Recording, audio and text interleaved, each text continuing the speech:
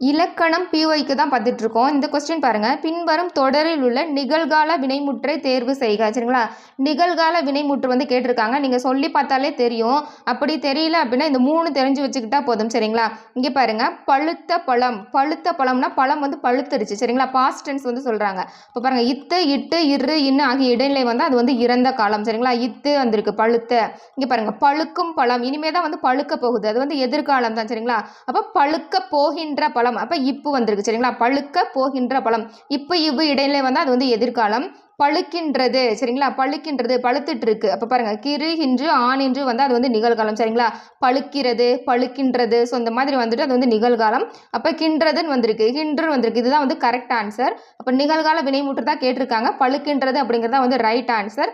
அடுத்து பாருங்க, பழங்கள் பழுத்தன. பழுத்துருச்சு, பழம் வந்து பழுத்துருச்சு. இது வந்து என்னது? இறந்த காலம். சரிங்களா? இத்து வந்திருக்கு. இத்து, இட்டு, இரு, இன்னு ஆகிய இடையில வந்து